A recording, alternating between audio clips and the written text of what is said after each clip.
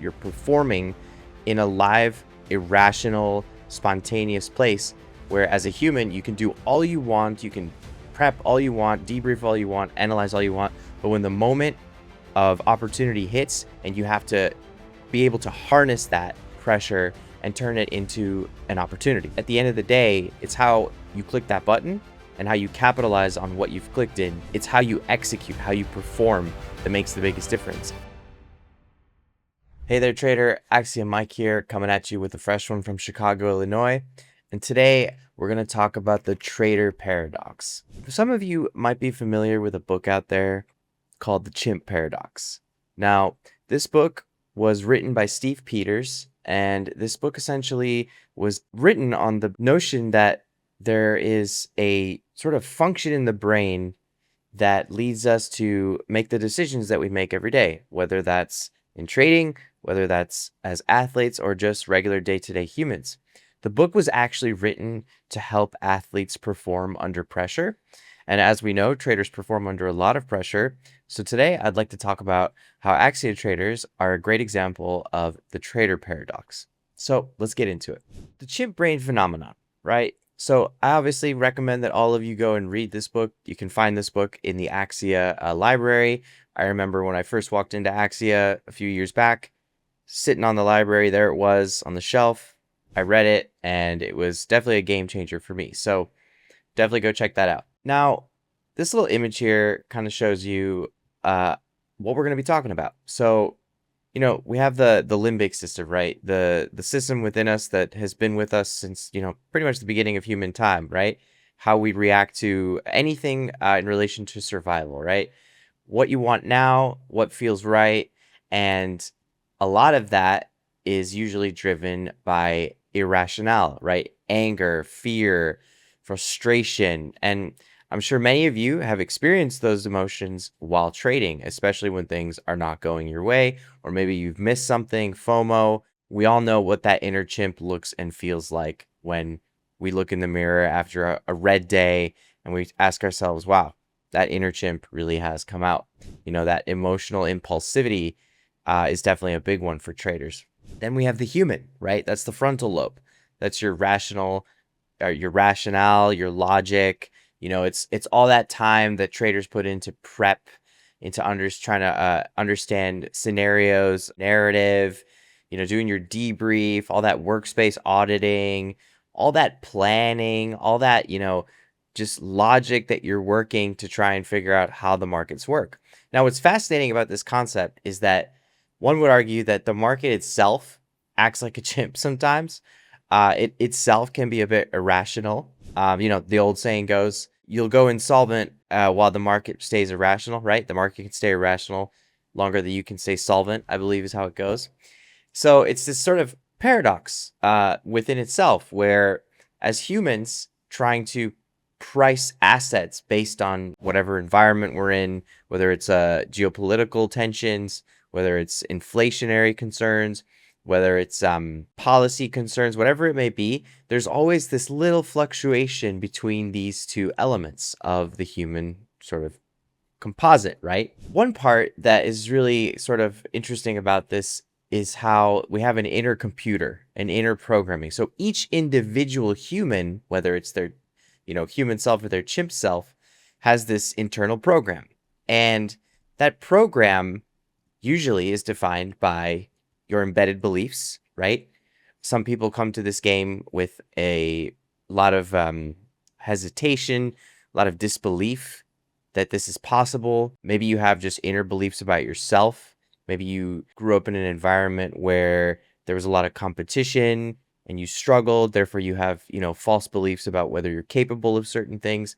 All those things are embedded in your programming, right? Your habits, your personality, your natural approach to things. Now, these things can fluctuate from good to bad, sometimes neutral in terms of how they affect your inner human and how that inner chimp reacts to these things. But nonetheless, this is the computer, right? This is the part that constantly is in an sort of an autonomy, right? It's automatic. You can't quite change it. Like, you know, there's this concept in trading at Axia where we try to promote elasticity, which is the changing and development of your usual habits, your usual self. But it takes work. It takes a lot of internal processing, immersion capturing, redistilling what you're seeing, and then executing differently than you did that first time. That's what we're all about here at Axia. And by the way, folks, make sure you click that link below, elitetraderworkshop.com, so that you can get tuned in on what we're doing day to day in the live markets. Just want to make sure that you guys are aware that, these videos, they tend to come out, a few days later than they're posted. And we want to make sure that you're aware that we're around live for a live market environment, which is the most important thing when trying to become a trader. Back to this sort of, concept of internal programming. Your mental DNA, your sort of how you are approaching life in general, what kind of traumas you've experienced in life, what kind of positive things you've experienced in life, what you're afraid of. Some people are sort of afraid of money in a sense. They've lived their lives, especially people who come into trading, have lived their lives financially constrained. Want to make that change, right? They want to see a big difference in their financial life. And a lot of times that's correlated to a fear connected to finances and money, a fear that you won't have enough, a scarcity, if you will. Will I be able to retire on time? Can I retire early? When can I live the quality of life that I'm looking for? This is a very common thing with traders, and it's a mental DNA that many people just have embedded in their programming, right? This is just a part of what's inside your brain.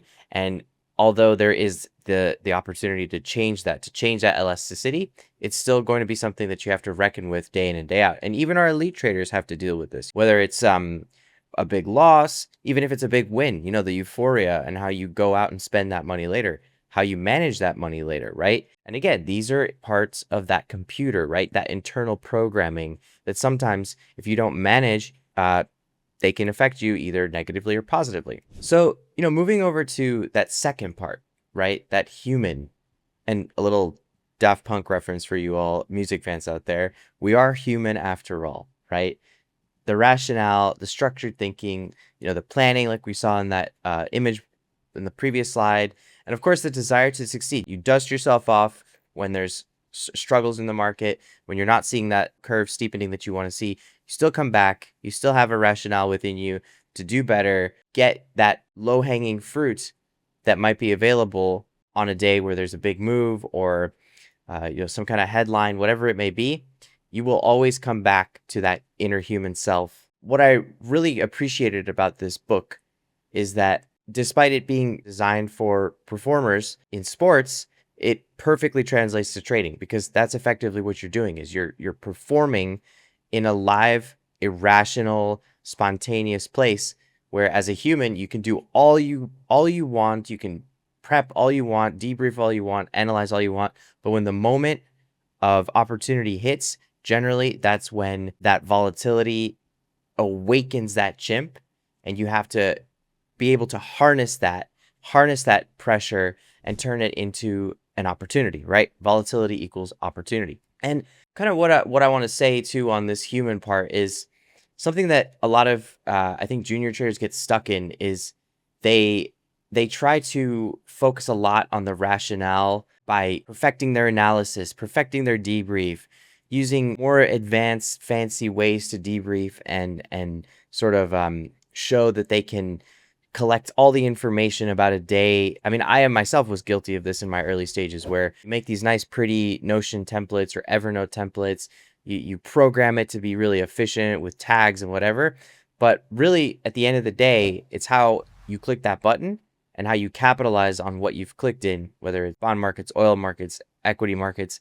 It's how you execute, how you perform that makes the biggest difference. And it's all about being able to take that chimp, take that human, plug it into that computer self that you're reprogramming to be able to discover that deeper reality, which, as many of you have heard in our recent podcasts, this past March was one of the biggest months ever for Axia traders. We're talking life-changing money, generational wealth-changing money that you too can have.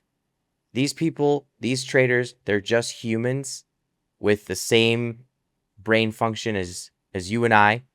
And again, it's all about reorganizing that mindset that a lot of people have. And in a sense, it's a paradox, right? It's a contradiction that defies common sense, right? You tell a lot of your friends and family, I bet, that you want to be a day trader.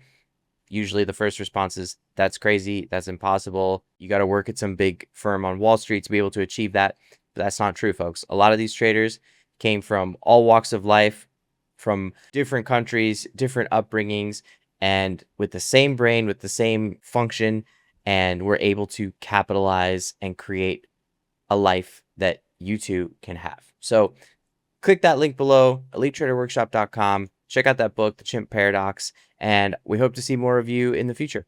Thanks, folks.